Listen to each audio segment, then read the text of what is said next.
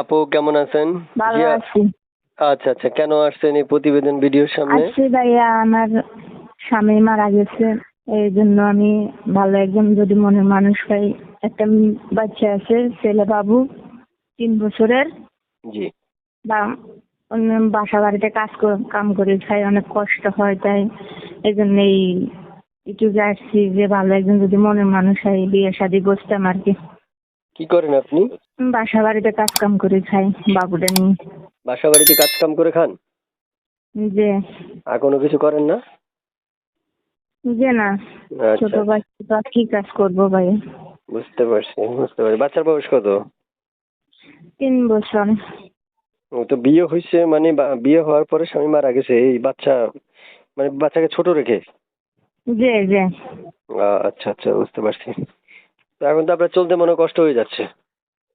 যে ভাইয়া, অনেক কষ্ট হয়, পরের বাসাতে কাজ কাম করে খাই আর হুম, কোথায়। বুঝতে পারছি। এই নাম্বারটা কার? জি, এই নাম্বারটা কার? এই নাম্বারটা আমার। ইমো আছে? আমারই। ইমো ইউজ করেন? জি না। বাটা মোবাইল? যে আচ্ছা, দর্শকে আপনাকে সিমে কল দিতে হবে তাই তো? যে এই নাম্বারে কল দিলে আমাকে পাবে। আচ্ছা আচ্ছা, সবসময় আপনাকে এই নাম্বারেই পাওয়া যাবে না? যে পাওয়া যাবে এই কোথায় নাম্বারে, থাকেন যে আপনি? নাম ভাই ওটাতে কথা বলা যাবে না, ওটাতে আমাকে, ওটাতে ফোন দিলে আমাকে পাবে না, ওটা আচ্ছা নষ্ট ঠিক হয়ে আছে, গেছে। ওটা আমি বুঝতে পেরেছি। এখন ব্যাপারটা হচ্ছে আপনি মানে আপনার দেশের বাড়ি কোথায় ওটা বলেন? কুমিল্লা নাঙ্গলকোট আমার কুমিল্লা? দেশের বাড়ি। কুমিল্লা নাঙ্গলকোট? যে আচ্ছা আচ্ছা, ঠিক আছে, বুঝতে পেরেছি। প্রিয় দর্শক, শুনতে পেরেছেন আপনারা আপুর মুখের কথা। চাইলে আপুর সাথে কথা বলতে পারবেন স্ক্রিনে দেওয়া নাম্বারে।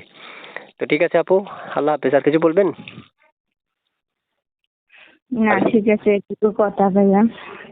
বলেন। ভালো থাকেন, আসসালামু আলাইকুম। আচ্ছা ঠিক আছে। আল্লাহ হাফিজ।